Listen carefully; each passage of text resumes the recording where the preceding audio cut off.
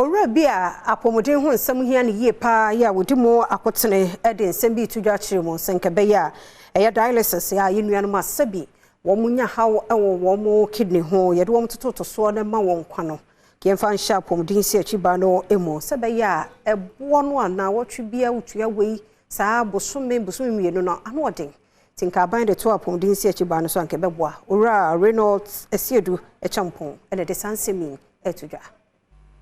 se omuni hihye pono bi eda ho se yare ahodo a ekasa no ekosoro de nanso apomudin panyifo ekirema okwa yaresabia bi tise Comfort Teaching Hospital ene yaresabia akase wo mami ha eda na de pefe se samu yade no ekosoro ye pa enam se afidi efra na dialysis no se wokwada so a ne bo no ekosoro nti kombesra Ghana ban se onfanka National Health Insurance ho na ebo no entimi emra fom kakra se abano eye nhihye se yade emofra wo munya wo samu yade eka National Health Insurance ho ede nanso enya nwie peyesa ora Reynolds asiedu ayo panyine kwankyerefo a oda Reben Diagnostic Limited anafei akuaba Medical Center no ewo kwada so wode sanse wenyina atudwa ewomra wo pa yaresabia ho entoma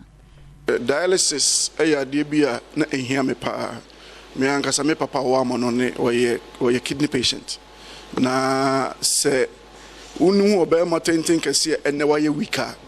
nsuo beto enintina me dialysis no na menya dialysis keke me dialysis eye abrochire standard na me ba me hu se dialysis no na me nkora na ka ebo aye beji me hwe enuomo na ye dialysis no kura na me mfa mfira abrochire kura meduga na kura sika metua na me hwe sika wo betua ho na ne bodin ti mesra aban me de nidie mu besra aban se NHIS omonfa dialysis kan wapanyina wada apomden ahye na no ewo kwada so Mami Grace Billy wade atu edwa say basically na malaria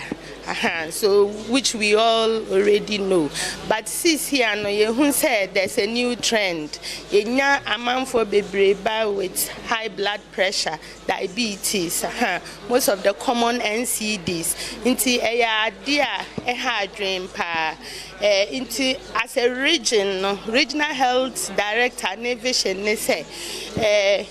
yes stepping up on your screening services. Send you by your home visit. Your community health nurses now almost call for home visitor. Almost share my friend. They say, "I am my friend Kwana." I was say yes. I was say you didn't pay for no so apom din eka ho.